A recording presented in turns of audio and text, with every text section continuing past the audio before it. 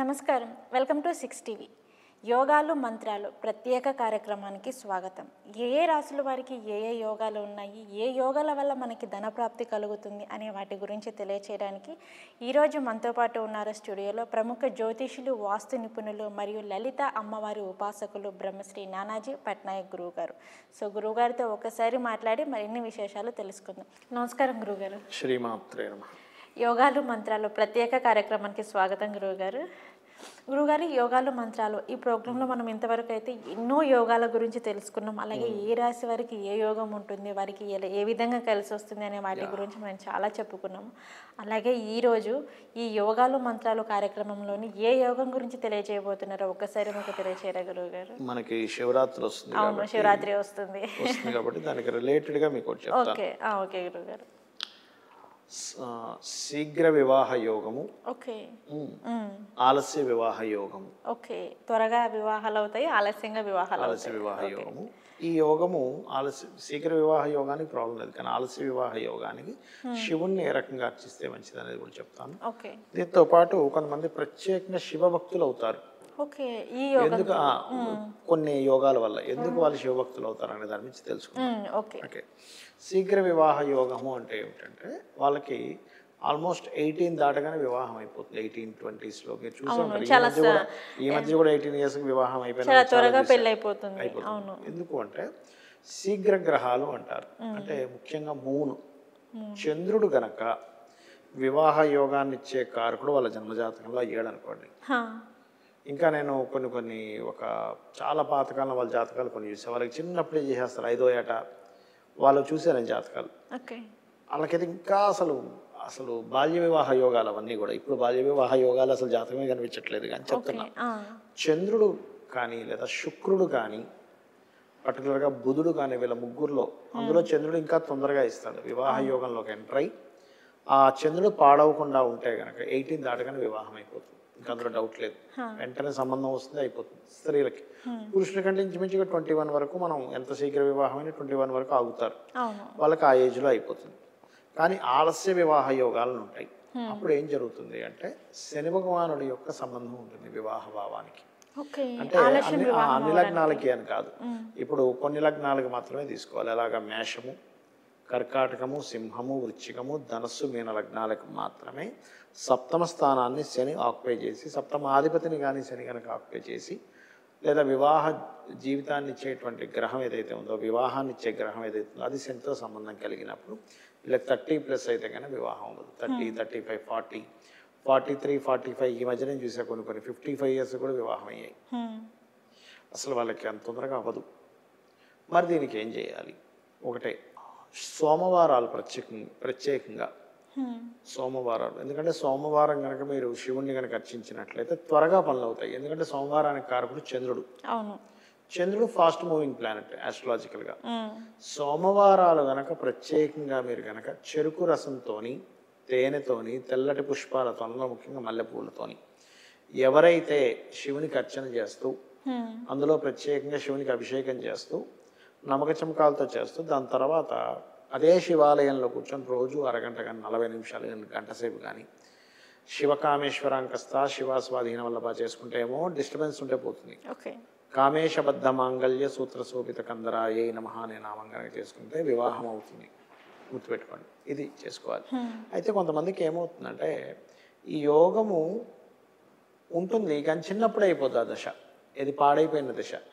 అప్పుడు అలాంటి వాళ్ళు బెంగపడాల్సిన అవసరం లేదు. చాలామంది ఏమనుకుంటారు, సప్తమంలో శని పాపి అయి పాడైపోయి ఉండి ఆ దశ వచ్చింది, ఆ దశ వచ్చిందా లేదా, అసలు ఆ దశ ఇప్పుడు ఉందా లేదా చూసుకోకుండా భయపడుతూ ఉంటారు. చిన్నప్పుడు అయిపోయినా భయపడాల్సిన పని లేదు. దీనికి కండిషన్స్ అమ్మా ఇవన్నీ. బాల్యంలో అయిపోయినా భయపడాల్సిన పని లేదు, ఎప్పుడో 100 ఏళ్ళకి వస్తున్నా భయపడాల్సిన పని లేదు. ఇది గుర్తుపెట్టుకోండి. రెండవది, ఒక్కొక్కసారి ఈ శని యొక్క సంబంధం వచ్చినప్పుడు ఆలస్య వివాహం అవ్వదు కానీ అనారోగ్యం అవుతుంది జీవిత భాగస్వామి. కొంతమంది చూడండి, కొంతమంది జాతకాల్లో వివాహం తర్వాత అనారోగ్యం వస్తూ ఉంటుంది వాళ్ళకి, ఏది జీవిత భాగస్వామికి. అంటే దాని అర్థం ఏంటి, అనారోగ్య యోగంలోకి వెళ్ళిపోయింది అది ఆలస్య యోగం నుంచి. అప్పుడు ఏం చేయాలి అంటే లలితా సహస్రనామాల్లో సర్వవ్యాధి ప్రశమని సర్వమృత్యు నివారణి అగ్రగణ్య అచింత్య రూప కలికల్మషనాశిని నమః. అయితే ఇవి ఎందుకు చెప్తున్నానంటే ప్రత్యేకంగా శివరాత్రి రోజు కనుక ఈ నామస్మరణ చేస్తే ఇంకా అద్భుతమైనటువంటి ఫలితాలు వస్తాయి. ఓకే, ఏమైనా శివరాత్రి దోషాలు నాడు లాంటివి ఉన్నా కానీ వెళ్ళిపోయే ఛాన్సెస్ కూడా తొలగిపోతాయి శివరాత్రి నాడు ప్రత్యేకంగా. ఎందుకంటే రవిచంద్రుడు ఇద్దరు కూడా కర్మస్థాన రాశుల్లో ఉంటున్నారు కాబట్టి ఆ రోజు ఫలితం ఇంకా ఎక్కువగా ఉంటుంది. ఇలా ఒకవేళ ఎవరికైనా శని ద్వారా ఇబ్బంది అయింది, ఒక్కొక్కసారి ఏమొద్దు శనే ఉండాలంటారు, లేదా ఒకసారి గురువు పాడే కూడా ఉంటాడు, ఒక్కోసారి శుక్రుడే వివాహాలస్యాన్ని ఇస్తాడు. ఎందుకంటే శుక్రుడు సహజంగా వివాహానికి కారకుడు కదా, పురుషులకైతే, స్త్రీలకైతే ఒకసారి కుజుడు ఇస్తాడు. బట్ వీళ్ళు ఆలస్యం ఇవ్వడం వేరు, వీళ్ళు వివాహ జీవితాన్ని ఇబ్బంది పెట్టడం వేరు. అలాంటప్పుడు దానికి సంబంధించిన దానం అంటే ఏంటి, నువ్వులు దానంగా ఇవ్వడం. శనికి అనుకోండి నువ్వులు, తెల్ల నువ్వులు, నీలం రంగు వస్త్రము దానంగా ఇవ్వడం. అదేవిధంగా శుక్రుడు అనుకోండి బొబ్బర్లు, తెలుపు రంగు వస్త్రము దానంగా ఇవ్వడం. కుజుడు అనుకోండి కందులు, ఎరుపు రంగు వస్త్రము దానంగా ఇవ్వడం. ఇటువంటివి చేస్తూ ఉండాలి. ఇవి చేస్తూ ఉంటే ఏమవుతుందంటే దానం రూపంలో ఎప్పుడైతే మీకు క్లియర్ అయిపోయిందో సమస్య అనేటువంటిది, వాళ్ళకి ఇబ్బంది అనేటువంటిది ఉండదు. అది చేయాలి. ఓకే. అయితే ఇక్కడ మీకు ఒక సందేహం కలగవచ్చు, ఏమంటే వీళ్ళకి దోషం ఉంది కానీ వచ్చే అమ్మాయికి లేదా అబ్బాయికి మంచి యోగం ఉంటే ఏమవుతుంది అంటే ఇక్కడ 50% దోషం తగ్గుతుంది వచ్చే వాళ్ళ వల్ల. ఇప్పుడు ఆల్రెడీ దోషం ఉన్న వాళ్ళు వివాహం కోసం చూస్తున్నారు, అవతల వాళ్ళకు కూడా ఇదే దోషం ఉందనుకోండి, చేయడం వల్ల 100% ఎక్కువ పని చేస్తుంది దోషం. అదేంటి గురుగారు, అది ఇంకా చాలా ఎక్కువ అవుతుంది అంటారు కదా? కాదు, చిన్న ఎగ్జాంపుల్ అమ్మా. మీకు తెలియదు రూటు, ఇంకో వ్యక్తికి రూట్ తెలియదు, ఒక దగ్గరికి వెళ్ళాలి, అసలు చేరుకోగలుగుతారా గమ్యం? చాలా మంది అంటారు ఇది అది నల్లిఫై అయిపోతారు, నల్లిఫై అవ్వదు, గడిది గుడ్డ. కానీ ఇద్దరు మాట్లాడుకొని ఒక రూట్కి వెళ్ళాలి అనే ఆలోచన వస్తుందేమో. అంటే నేను అనేది ఏంటంటే ఇప్పుడు మీ దగ్గర మనీ ఉన్నాయి, ఇంకో అతని దగ్గర కూడా మనీ ఉన్నాయి, కానీ బిజినెస్ చేసే ఆలోచన కానీ ఒక బిజినెస్ చేద్దామని కూడా ఇద్దరు మనీ ఉన్నాయి, కానీ ఎక్కడా కూడా మీకు ఏ బిజినెస్ చేయాలి, ఒక బిజినెస్ మీద ఐడియా కానీ ఏమీ లేదు. డబ్బులు ఉంటే ఏం చేసుకుంటారు? అంతే. అలా కాకుండా ఇద్దరి దగ్గర డబ్బులు లేవు, ఐడియాలే ఉన్నాయి. సో ఐడియాతో డబ్బులు సంపాదించుకోవచ్చు. ఐడియాతో డబ్బులు సంపాదించుకుంటారు తర్వాత, కానీ ఉట్టి బిజినెస్ పెట్టాలని డబ్బులు కూడా కావాలి కదా, ఐడియాతో పాటు రెండు కావాలి. అంటే నేనేమంటున్నాను అంటే మీ దగ్గర ఐడియా, ఒకరి దగ్గర డబ్బులు ఉండాలి, అప్పుడు మ్యాచ్ అవుతుంది. లేదా మీ దగ్గర డబ్బులు ఇంకోరి దగ్గర ఐడియా ఉండాలి. ఓకే, ఇద్దరి దగ్గర మ్యాచ్ అయితే ఐడియా డబ్బులు రెండు కనెక్ట్ అవ్వాలి. ఓకే, అంటే ఒకరి దగ్గర ఇబ్బంది ఉన్నాయి, ఇంకో దగ్గర ఇబ్బంది లేకపోతే అది కొంతవరకు నల్లిఫై చేస్తుంది. ఓకే, ఇప్పుడు ఆల్రెడీ ఈ వ్యక్తి దగ్గర ఇబ్బంది ఉంది అంటే చిన్న ఎగ్జాంపుల్ ఇంకా క్లియర్గా అర్థమయ్యేలా చెప్తా చూడండి. ఇద్దరి దగ్గర 2 కార్లు ఉన్నాయి, ఈయన కారులో వెళ్దాం అనుకున్నాడు, స్టార్ట్ చేస్తున్నాడు అవ్వట్లేదు. సరే నా కారులో వెళ్దాం అంటాడు, అది కూడా స్టార్ట్ అవ్వని కారు. ఏం చేస్తాం? ఎక్కడికి వెళ్తారు, ఎప్పటికి వెళ్తారు? అంటే స్టార్టింగ్ కారు ఇంకోటి ఉండాలి కదా, ఇంకో కారు ఏదో ఒకటి ఖచ్చితంగా ఉండాలి, ఆప్షన్ ఉండాలి కదా. అలా ఏంటంటే ఒకరికి పాడైనప్పుడు ఈ పాడైనటువంటి భావాన్ని నల్లిఫై చేసే యోగం ఉందా లేదా చూడాలంటే ఎలా అంటే, ఇంకా చిన్న ఎగ్జాంపుల్ చెప్పాలంటే ఇప్పుడు వీళ్ళకి సంతాన భావం లేదు, వచ్చే జీవిత భాగస్వామి జాతకంలో సంతాన యోగం ఉంటే వాళ్ళ బలం వల్ల ఇక్కడ కలుగుతుంది. ఓకే, వాళ్ళ బలం కాస్తే వీళ్ళకి వస్తుంది, ప్లస్ అవుతుంది. ఇప్పుడు వీళ్ళకి వివాహ జీవితం సరిగ్గా లేదు, వాళ్ళకైనా బాగుంటే కొంతవరకు ఇది కనెక్ట్ అవుతుంది. ఓకే, కాకపోతే గొడవలు జరుగుతాయి వీళ్ళకి, కానీ ఎవరి వల్ల జరుగుతాయి, ఎవరికైతే బాగోలేదో వాళ్ళ యొక్క యాక్టివిటీస్ వల్ల గొడవలు జరుగుతూ ఉంటాయి. ఓకే, అట్లా ఉంటుంది. సో ఈ శివరాత్రి రోజు ఎవరైతే పార్వతీ పరమేశ్వరుని భక్తిగా ప్రార్థిస్తారో ఇటువంటి దోషాలు ఏమన్నా సరే తొలగిపోతాయి. అంటే వివాహం అవ్వట్లేదు, వివాహమైన ఇబ్బంది వస్తుంది, ఇటువంటివి ఖచ్చితంగా తొలగుతాయని చెప్పి శాస్త్రం చెప్తుంది. గురువుగారు మీరు అన్నారు కదా ఇందాక ఈ యోగాలు ఉంటే వాళ్ళు శివభక్తులుగా మారిపోతారు అని చెప్పేసి అని, ఎలా గురువుగారు అది ఎట్లా పాసిబుల్ అంటారు? అంటే శివభక్తులుగా అందరూ మారుతారు, కానీ ఈ యోగం ఉంటేనే ఖచ్చితంగా వాళ్ళు శివభక్తులు అవుతారు అనేసి చెప్పారు మీరు. చెప్తానమ్మా, దీనికి ఉపాసనా స్థానము అంటారు. అంటే పంచమ స్థానము, పంచమాధిపతి, పంచమంలో ఉండే గ్రహము అంటూ ఉంటారు. మీరు వినండి, మీరు వినే ఉంటారు, బోలాశంకరుడు అంటారు. అవును, బోలాశంకరుడు అతి మంచితనం. అంటే శివునికి ఎలా అంటే వీళ్ళకి ఇవ్వకూడదని కానీ వీళ్ళకి చేయకూడదు అనేటువంటి తత్వం ఉండదట. ఓకే, శివ అవతారాలలోనే అతి మంచితనంగా ఉన్న అవతారం ఎక్కువ అంటే ఇంకా అసలు, ఎందుకంటే మొత్తం తనదే కదమ్మా, పరమేశ్వరుడిదే కదా. అందుకనేంటి బోలాశంకరుడు అంటే ఏమిటి, అతి మంచితనం. బోలాతనం అంటే అతి మంచితనం. ఈ బోలాశంకరుడు ఎలాగో ఈ జాతచక్రంలో కూడా చంద్రశనులు కాంబినేషన్ లేదా చంద్రశనులు ఉపాసనా స్థానానికి వస్తే కూడా వాళ్ళు శివభక్తులు ఎక్కువగా అవుతారు. చంద్రశనులు లేదా కంప్లీట్గా శని కంప్లీట్గా చంద్రుడైనా లేనట్లయితే పంచమ భావం వెళ్ళి శని రాసులతో లేదా చంద్రరాశులతో సంబంధం కలిగి ఉన్న వీళ్ళు శివభక్తులు అవ్వడం జరుగుతుంది. వాళ్ళకి చిన్నప్పటి నుంచే నమశివాయ అనడం అలవాటు అవ్వడం కానీ, వాళ్ళు అంటే శివభక్తి, శివుని ఆరాధన చేయడం వల్ల కలిగే ఫలితం ఏమిటంటే, మీరు ఏదైనా లైఫ్లో ఒకటి జరగాలి, మీ లైఫ్లో ఒక వివాహమే అనుకోండి, లేకపోతే కొంతమందికి పిల్లలు ఉంటారు కానీ వాళ్ళకి వివాహం చేయాలని అమ్మో డబ్బులు ఎక్కడ సరిపోవు కదా అని బాధపడుతూ ఉంటారు. అటువంటి విషయాలు కానీ ఏదైనా కానివ్వండి, శివుణ్ణి నమ్ముకున్నాను నాకేంటి అని అనుకుంటే ఖచ్చితంగా అది అలా అయిపోతుంది. చిన్న ఎగ్జాంపుల్ చెప్తా. మా ఇంటి దగ్గర ఒక అతను శివార్చకుడు ఉంటాడు. ఆయన ఇప్పుడు లేడు, వేరే దగ్గర షిఫ్ట్ అయిపోయాడు. మొన్న రీసెంట్గా కలిసినప్పుడు నేను అడిగాను, మీరు శివుడిని అర్చిస్తుంటారు కదా, మీ ఎక్స్పీరియన్స్ ఒకటి చెప్పండి అన్న అతన్ని అడిగినప్పుడు ఆయన మాట అన్నాడు, నేను మా నాన్నగారు మా అన్నదమ్ములు అందరం కలిసి పొలం పండించేవడం ఊర్లో. ఆయన ఏదో వర్డ్ వాడాడు, నాకు కరెక్ట్గా గుర్తు రావట్లేదు కానీ అది కొంచెం ముందుగానే కోత కోస్తారట. కోసే అయితే ఇతను వాళ్ళ ఫాదర్ అన్నట్ట, అరే మనం కోత కోసేద్దాం 2 రోజులు అయితే మళ్ళీ వడగళ్ళ వర్షం పడేలా ఉంది, వడగళ్ళ వర్షం పడితే పంట మొత్తం నాశనం అయిపోతుందంటే ఇతను మహాశివభక్తుడు కాబట్టి ఏమన్నా శివసేవకులం శివుని నమ్ముకున్నాం మనకెందుకు అట్లా అవుతుంది పదా అని చెప్పని ఇంటికి వెళ్ళిపోదాం అన్నట్ట. 2 రోజుల తర్వాత కొద్దాంలే. మీరు ఫాదర్ అన్నట్టే రాత్రి పెద్ద వడగళ్ళ వాన పడింది. ఇంకా తెల్లారు లేచి ఫాదర్ ఒకటే ఏడుపు, అరే నిన్న చెప్తే నువ్వు వినలేదు, చూడు మొత్తం వడగల వాన పడింది, మొత్తం పంటంతా ఇదైపోతున్నాయి, అయిపోయింది ఇక వేస్ట్ అది ఇది అనగానే సరే నాశనం ఏది చూద్దామని వెళ్ళారు. వెళ్తే వీళ్ళ పంట అలాగే ఉండి మిగతా చుట్టుపక్కల ఉన్నది మొత్తం నాశనమైంది. ఇక్కడ మాత్రం వర్షం పడలేదు. ఇది నాకు స్వయంగా వ్యక్తి చెప్పాడు, మహాశివభక్తులు అతను. అది నిజంగా స్వయంగా జరిగిపోయింది, 100% స్వయంగా జరిగినటువంటి నిజం అది. అంటే ఏమిటంటే అంత నమ్మకం. ఇవాళ నాకు కుదరట్లేదు, ఎక్కడికో వెళ్ళాలి వాళ్ళు, సంథింగ్ ఎవరో ఏదో జరిగింది అక్కడ, ఇవాళ కోత కోయడం కుదరట్లేదు కానీ అక్కడికి వెళ్ళాలి తప్పదు.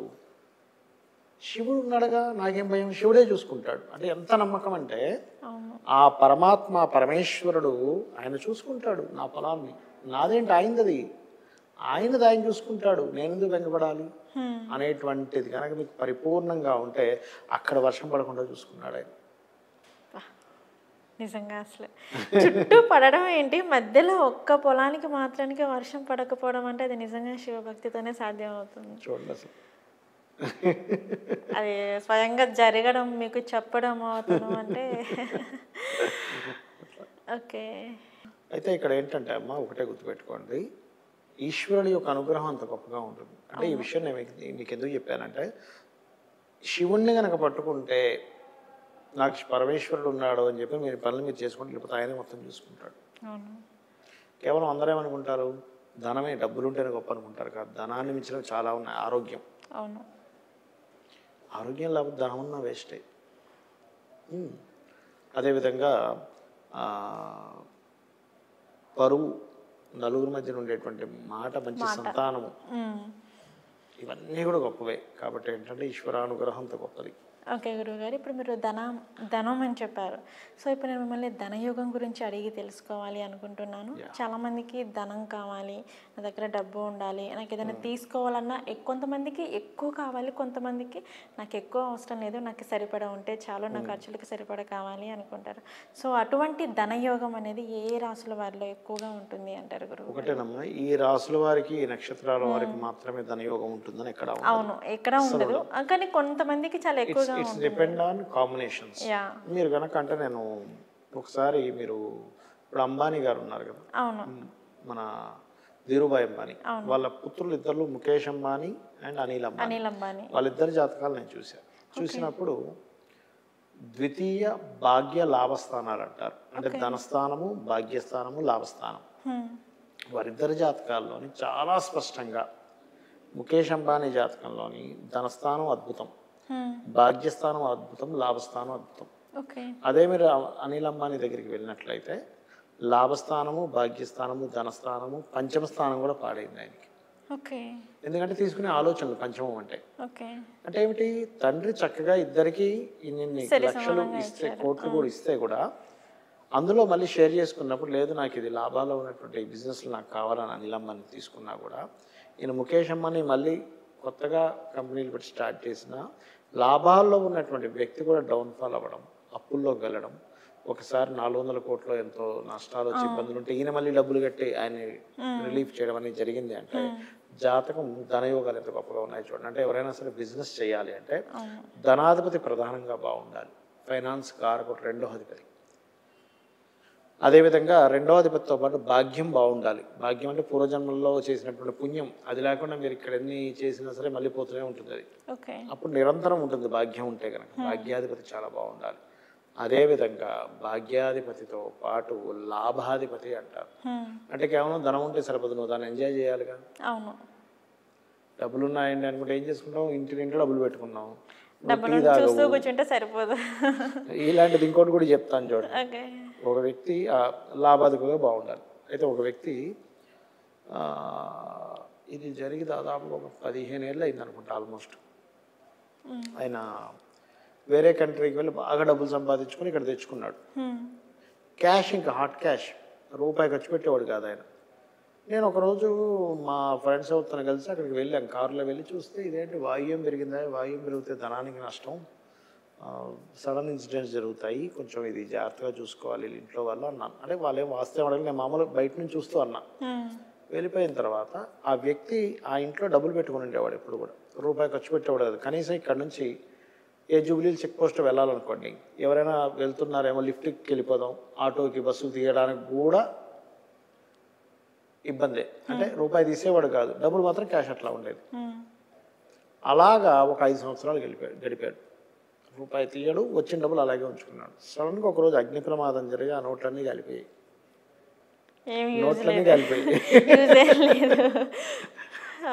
నువ్వు కనీసం థమ్స్అప్ తాగక బస్సుకి, ఆటోకి, దేనికి ఖర్చు